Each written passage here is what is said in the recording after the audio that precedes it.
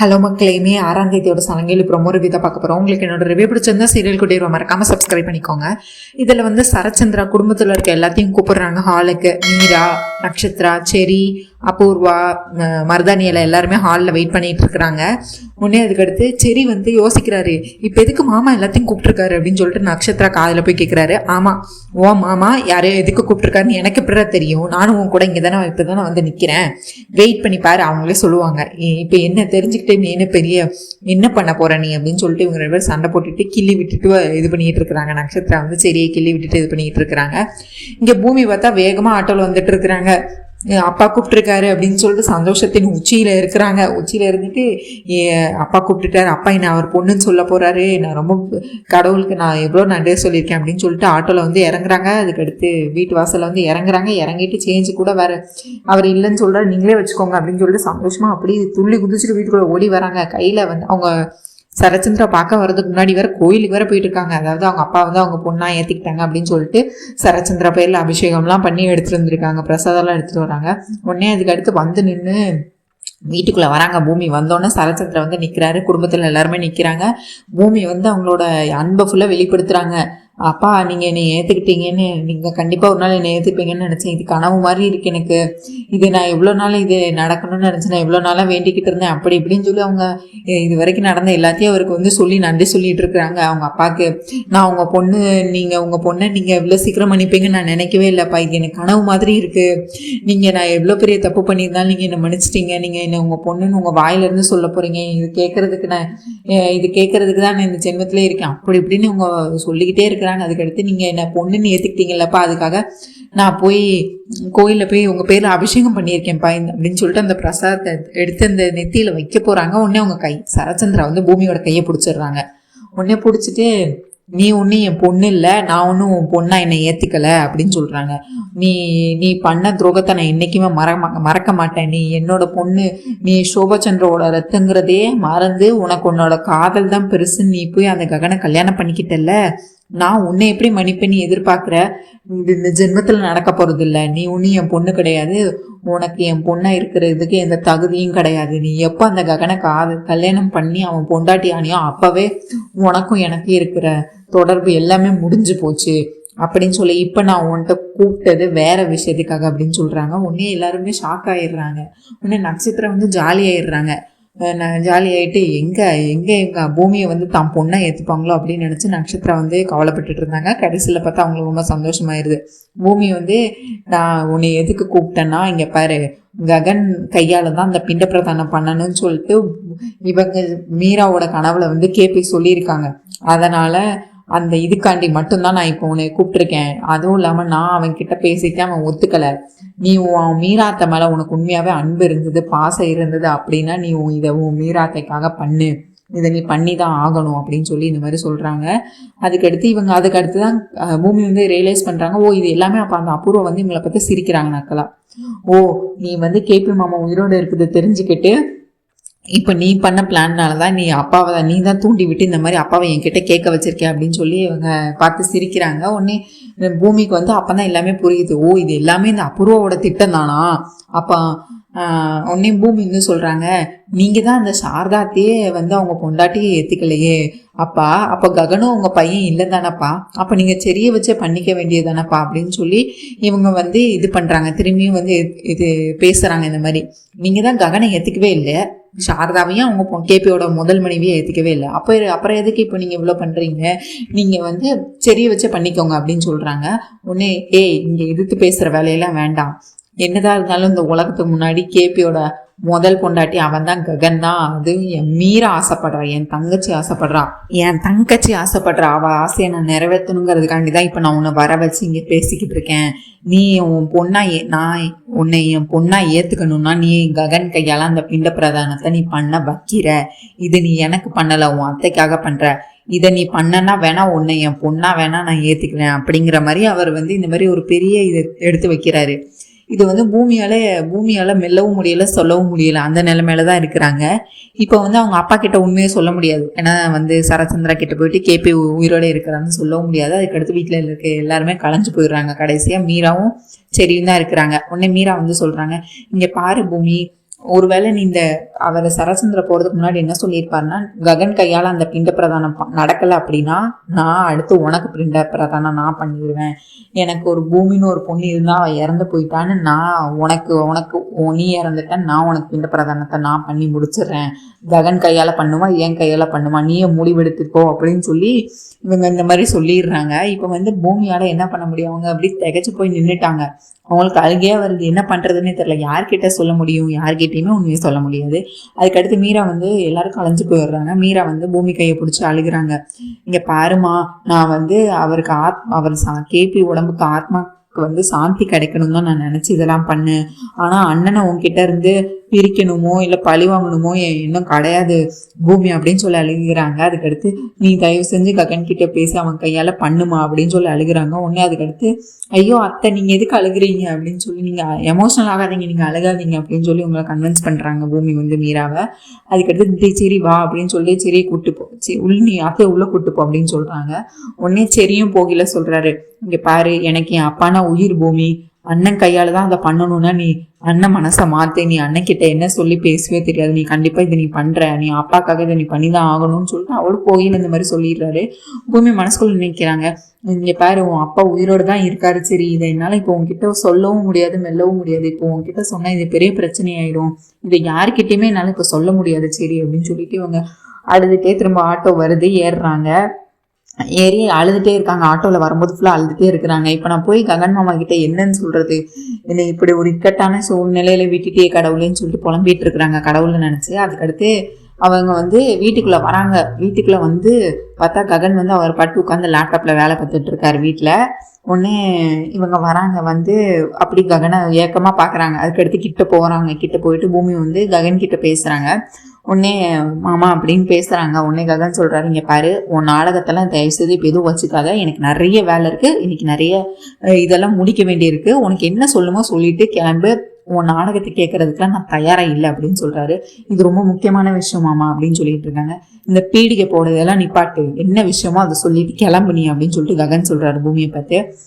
உங்க அப்பாவுக்கு பிண்ட பிரதானம் அப்படின்னு சொல்றாங்க. ஏய் அப்படின்னு சொல்லிட்டு அவர் அந்த லேப்டாப்பை கீழே வச்சுட்டு கத்துறாரு. யாருக்கு அப்பா, என்னது இத்தனை நாளா என் புருஷனும் வேண்டாம் பொண்டாட்டியும் வேணாம்னு விட்டுட்டு போனோம், அவருக்காக நான் எதுக்கு பிண்ட பிரதானம் பண்ணணும் அப்படின்னு சொல்லி, அவர் அப்பாவா இது எப்பயில இருந்து அப்படின்னு சொல்லிட்டு அவர் கோவத்துல கத்திட்டு இருக்காரு.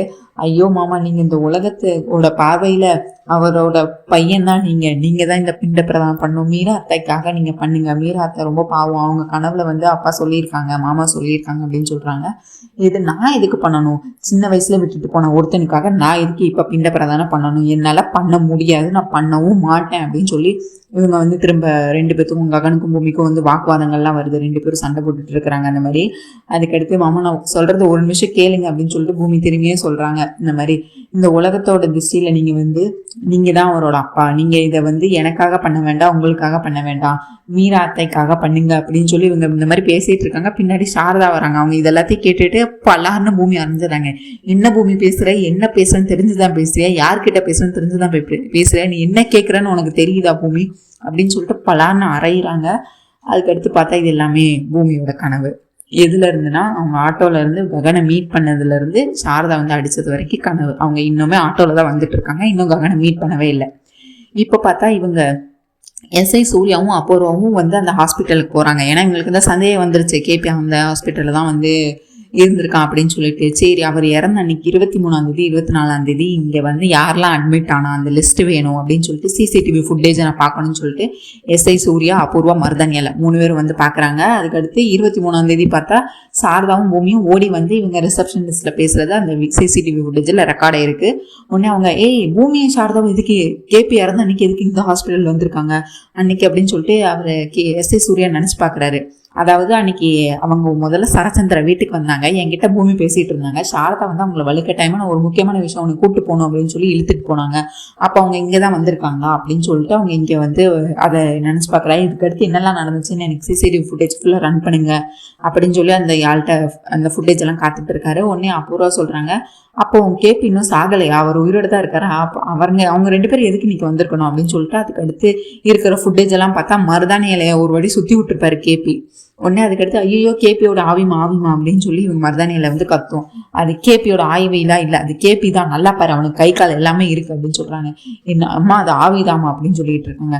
இப்பதான் உங்களுக்கு புரியுதா, அந்த சாரதா இதுக்காக தான் தாலி குங்குமத்தை எடுக்காம இன்னும் இருக்கா? ஏன்னா கேபி அவன் இன்னும் உயிரோட தானே இருக்கான், அப்ப இதுக்காக தான் அவன் தாலி குங்குமம் இன்னும் வச்சிட்டு இருக்காளா அப்படின்னு சொல்லிட்டு இவங்க வேற வந்துட்டு அப்போ இவங்க 2 பேருமே கண்ணால பாத்துட்டாங்க. உடனே அதுக்கடுத்து இப்பவே நம்ம அந்த சீஃப் டாக்டரை பிடிப்போம், எதுக்கு கிருஷ்ண பிரசாத்தோட பேரு லிஸ்ட்ல இல்ல, எதுக்கு ஒரு பேஷண்டோட பேர் எப்படி லிஸ்ட்ல இல்ல ரெக்கார்ட்ல இல்லாம போகும், நம்ம அவன் சட்டையை பிடிச்சி கேட்கலாம் அப்படின்னு சொல்றாங்க எஸ்ஐ சூர்யா. ஒன்னு அபூர்வா வேண்டாம் அப்படின்னு சொல்றாங்க. எதுக்கு இப்ப நீங்க சட்டையை பிடிச்சி கேட்டீங்கன்னா அந்த டாக்டர் வந்து பூமிக்கு சாதகமா இருக்கிறதுனாலதான் அந்த கேபியோட எல்லா ரெக்கார்டையும் மறைச்சு வச்சிருக்கலாம்.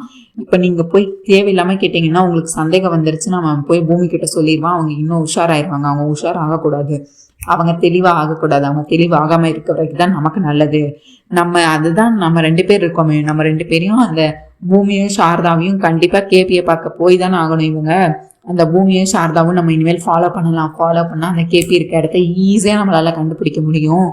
அதுக்கு அடுத்து வச்சுக்கிறேன் அவனை, அதுக்கு அடுத்து என்ன பண்றதுன்னு பார்க்கணும். நீங்களும் ஒன்னே எஸ்ஐ சூர்யானை இப்பவே அந்த சாரதாவை நல்லா அரெஸ்ட் பண்ண முடியும், இந்த சாரதா பூமியை இவங்க 2 பேர்த்தையும் போய் சொல்லி இருக்கிற காரணத்துக்காக அப்படின்னு சொல்றாங்க. இப்போதைக்கு நீங்க எதுவும் அரெஸ்ட் பண்ண வேண்டாம், எதுவுமே பண்ண வேண்டாம், அவங்க ஜாலியா வெளியே சுத்தட்டும், எப்படியும் அவங்க கேபியை போய் மீட் பண்ணுவாங்கல்ல, அப்ப அலேக்கா நம்ம தூக்கிடலாம் அப்படின்னு சொல்லி இவங்க 3 பேரும் ஹாஸ்பிட்டல்ல வச்சு இந்த மாதிரி மருதானியெல்லாம் அபூர்வா எஸ்ஐ சூர்யா வந்து தெரிஞ்சு போச்சு இவங்க 3 பேத்துக்கும். இப்ப இவங்கதான் வந்து கண்டுபிடிக்க போறாங்க, அவங்கள ஃபாலோ பண்ணி கேபியை தூக்க. எஸ்ஐ சூர்யா வந்து ககனை மீட் பண்றாரு, அதாவது தனியா வெளியே வந்து மீட் பண்றாங்க 2 பேரும். இவர் எஸ்ஐ சூர்யா வந்து என்ன ககன் உனக்கு என்ன பார்த்தா பயமா இருக்கா அப்படின்னு கேட்கிறாரு. உடனே ககன் சொல்றாரு, தப்பு செஞ்சவங்க தான் உங்களை பார்த்து பயப்படணும், நான் என்ன தப்பு செஞ்சேன், நான் தப்பை தட்டி கேட்கிறவன், எனக்கெல்லாம் பயம் கிடையாது அப்படின்னு சொல்லி இவர் பேசிட்டு இருக்காரு. உடனே அதுக்கடுத்து எஸ்ஐ சூர்யா சொல்றாரு, அவ்வளோ பயம் இல்லாதவன் எதுக்கு எனக்கு பயந்து உன் அப்பாவை எங்கேயோ மறைச்சு வச்சிருக்க, எனக்கு எல்லாம் தெரியும், நான் ஹாஸ்பிட்டல்ல இருக்கிற எல்லா சிசிடிவி ஃபுட்டேஜ் எல்லாத்தையும் பார்த்துட்டேன், நீ எவ்வளோ நாள் வந்து உன் அப்பாவை காப்பாத்துற நானும் பார்க்குறேன், கிருஷ்ண பிரசாத் இருக்கிற அதே ஹாஸ்பிட்டல்ல எதுக்கு உன் பொண்டாட்டியும் உங்க அம்மாவும் அங்கே இருக்கணும், பூமி சாரதா எதுக்கு அங்கே போனாங்க அப்படின்னு சொல்லி ஒவ்வொரு கேள்வியும் எடுத்து வைக்கிறாரு. உடனே ககன் வந்து எது கிருஷ்ண பிரசாத் உயிரோட இருக்கிறாரா அப்படின்னு சொல்லி ரொம்ப வியப்பா கேட்கிறாரு.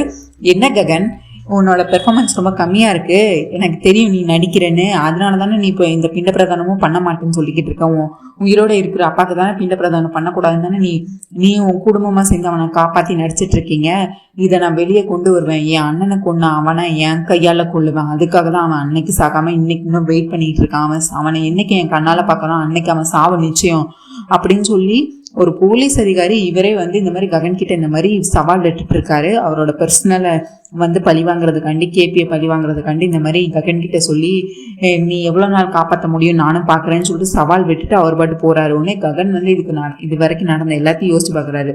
அதாவது பூமியும் சாரதாவும் நடுராத்திரியில வீட்டை விட்டு ஓடி போனது, அப்புறம் ஹாஸ்பிட்டல்ல பூமி வந்து எதுக்கு இருக்கீங்க அப்படின்னு கேட்கும்போது செக்அப்காக தான் வந்திருக்கேன் அப்படின்னு சொன்னது, அதே ஹாஸ்பிட்டல்ல பூமி சாரதா இருந்தது, அப்புறம் ஹோட்டல்ல அவரை லாக் பண்ணிட்டு போனது, இது எல்லாத்தையும் அவர் வந்து கனெக்ட் பண்ணி பாக்குறாரு. அப்ப கேபி உயிரோட தான் இருக்கிறாருன்னு சொல்லிட்டு இவரும் ஒரு முடிவுக்கு வர்றாரு. அப்ப கேபி இருக்க இடத்த நான் கண்டுபிடிக்கணும் அப்படின்னா நான் பூமி சாரதாவை இவங்க 2 பேர்த்தையும் நான் ஃபாலோ பண்ணி அவங்க அந்த கேபியை நான் பிடிக்கணும் அப்படின்னு சொல்லி இவர் வந்து முடிவெடுக்கிறாரு. அதுக்கடுத்து வீட்டுக்கு வந்துடுறாரு. அதுக்கடுத்து பூமி இப்பதான் வீட்டுக்குள்ள வராங்க. வந்தோடனே இவங்க சாரதா வந்து அவங்க பாட்டு சமைச்சிட்டு இருக்கிறாங்க. சமைச்சிட்டு இருக்கும்போது என்ன பூமி உன் அப்பா உன் பொண்ணை உன் மனசார உன் பொண்ணா ஏத்துக்கிட்டாங்களா, என்னாச்சு அந்த வீட்டுல, என்ன சொன்னாங்க, நீ சந்தோஷமா இருக்கியா அப்படின்னு சொல்லிட்டு ரொம்ப சந்தோஷமா வந்து இவங்க கிட்ட விசாரிச்சுட்டு இருக்கிறாங்க. ஆனா பூமி ரொம்ப சோகமாவே இருக்கிறாங்க. ஐயோ அத்தை நான் எதுக்கு போனேன்னு நான் வருத்தப்பட்டுட்டு இருக்கிறேன், நீங்க வேற அப்படின்னு சொல்லிட்டு அவங்க வீடியோ போட்டு பேசிக்கிட்டு இருக்காங்க. நடந்தது என்னன்னு சொல்லாம, என்ன பூமி உன் அப்பா உன்னைய பொண்ணா ஏத்துக்கிறதுக்காக என்ன கேட்டாலும் நீ பண்ணலாம், அவர் என்ன உதவி கேட்டாலும் நீ பண்ணு, என்ன கேட்டாலும் அவர் அதுக்காக நீ பண்ணு, அதை பண்ணு அப்படின்னு சொல்லிட்டு இருக்காங்க. ஐயோ அத்தை அந்த அபூர்வாக்கு நான் மாமா உயிரோட இருக்கிற உண்மை தெரிஞ்சு போச்சு, அதை வந்து அவள் ஹாஸ்பிட்டல்லே அவள் வந்து கண்டுபிடிச்சிட்டா, அவளுக்கு நிரூபணம் ஆயிட்டு, இப்போ அதை கண்டுபிடிக்கிறதுக்காண்டி கேபிய வந்து முன்னாடி கொண்டு வரணுங்கிறதுக்காண்டி ககன் கையால பிண்ட பிரதானம் பண்ணணும், அப்படி பண்ணலன்னா அவரை வந்து எனக்கு பண்ணிடுவேன் அப்படின்னு சொல்லி இது பண்றாரு. உடனே சாரதா அதை கேட்டு அழுக ஆரம்பிச்சிடுறாங்க. இந்த கடவுளுக்கு ஏமா நம்ம மேல இவ்வளோ கோவம், நம்மளை ஏன்டா இவ்வளோ சோதிக்கிறீங்க, ஒரு கஷ்டத்தை கொடுக்கலாம், ஒரு மனுஷனுக்கு இத்தனை கஷ்டத்தையே கொடுக்கணும்னு சொல்லிட்டு சாரதா அழுதுகிட்டே இருக்கிறாங்க. இந்த நேரத்தில் ககன் மாடியில இருந்து அம்மா எனக்கு ஒரு காஃபி கொண்டு வாங்க அப்படின்னு சொல்கிறாங்க. உடனே அதுக்கடுத்து இப்போ நான் மாமா கிட்ட போய் பேசுறதா, உயிரோட இருக்கிற மாமாக்கு எப்படி நான் பிண்ட பிரதானம் பண்ண முடியும், இல்லை ககன் மாமா கிட்ட போய் நான் இந்த உதவியை கேட்கறதா, நான் என்ன பண்றதுன்னே தெரியலன்னு சொல்லி பூமி அழுதுட்டு இருக்கிறாங்க. சாரதா அழுதுட்டு இருக்கிறாங்க. அடுத்து ககனு கீழே வந்துடுறாரு. வந்து அம்மா எனக்கு காஃபி வேண்டாம், நான் ஆஃபீஸ் போகிறேன் அப்படின்னு சொல்லிட்டு கிளம்பி போகிறாரு. இருடா நீங்கள் போட்டு தரேன் அப்படின்றாங்க. அதெல்லாம் ஒன்றும் வேண்டாமா அப்படின்னு சொல்கிறாங்க. அதுக்கடுத்து சரச்சந்திரா வந்து இவங்க வீட்டில் இல்லாத நேரத்தில் வந்ததை வந்து அவர் போட்டு உடைக்கிறாரு அந்த உண்மையை. அம்மா நீங்கள் 2 பேரும் இல்லாதப்போ சரச்சந்திரன் அந்த வீட்டுக்கு வந்தாரு அப்படின்னு சொல்கிறாங்க. ஐயோ அவர் இதுக்குமா இங்கே வந்தாரு, என்ன எதுவும் பிரச்சனை பண்ணாரா, எதுவும் சண்டை போட்டு என்னாச்சு அப்படின்னு சாரதா கேட்குறாங்க. உடனே அது ஒன்றும் இல்லை, அவர் வந்து கேபிக்கு பிண்ட பிரதானம் பண்ணணும்னு என்கிட்ட நீ பண்ணு மீற ஆசைப்படுறா அப்படின்னு சொன்னாங்க அப்படின்னு சொல்லிட்டு இருக்கிறாங்க. உடனே அதுக்கடுத்து ஐயோ சரச்சந்திரன் முதல்ல வந்து இவங்க ககன்கிட்டே பேசியிருக்காரு அப்படின்னு சொல்லிட்டு வியப்பா பார்த்துட்டு இருக்கிறாங்க. இந்த நேரத்தில் பார்த்தா அதுக்கடுத்து ககன் வந்து பெரிய ட்விஸ்ட் கொடுத்துட்றாரு. நான் ஒத்துக்கிட்டேன், நான் பண்ணலாம்னு முடிவு பண்ணிட்டேன், நான் பிண்ட பிரதானத்தை பண்ண போறேன் அப்படின்னு சொல்லிட்டு இவர் ஆஃபீஸ் கிளம்பி போயிடுறாரு. உடனே பூமி திரும்ப எங்கெங்க அழுகுறாங்க, சாரதா அழுகுறாங்க. ஐயோ நான் இப்போ என் அப்பாவை நோக்கி போறதா, இல்லை ககன் மாமா கிட்ட போய் உண்மையை சொல்றதா, இல்லை என் அப்பா கிட்ட போய் நான் யாருக்காக யாரை நான் விட்டு கொடுக்கறது, இப்போ நான் மாமா உயிரோட இருக்கிற மாமாவுக்கு பிண்ட பிரதானம் ஏன் பண்றீங்கன்னு போய் மாமா கிட்ட சொல்றதா, இல்லை அப்பா இப்படி சொல்லிட்டாங்களே, ஐயோ என்ன கடவுள் இந்த மாதிரி ஒரு சூழ்நிலை தள்ளிட்டாங்களே அப்படின்னு சொல்லி இவங்க வந்து அழுகுறாங்க பூமி திரும்பியும். இதுக்கு அடுத்து என்ன நடக்க போகுதுங்கிற வீடியோவை நம்ம பார்ட் 2 வீடியோவில் கண்டிப்பாக பார்க்கலாம். நம்ம பார்ட் 2 வீடியோ வந்து இனிமேல் தினமும் 5:30 போடுவோம். பார்ட் 1 வீடியோ 4:30க்கும், பார்ட் 2 வீடியோ வந்து 5:30க்கும் போடுறோம். ஸோ மறக்காமல் 2 வீடியோவும் ஃபுல்லாக பாருங்கள். அண்ட் ஃபர்ஸ்ட் டைம் இப்போ தான் பார்க்குறீங்க அப்படின்னா சப்ஸ்கிரைப் பண்ண மறக்காதீங்க. உங்கள் தாட்ஸ் என்னன்னு கண்டிப்பாக நீங்கள் கமெண்ட்ஸில் சொல்லுங்கள், லைக் பண்ணுங்கள், ஷேர் பண்ணுங்கள், அந்த ஹை பட்டனை மறக்காமல் தட்டி விடுங்க. தேங்க்யூ மக்களே, நன்றி.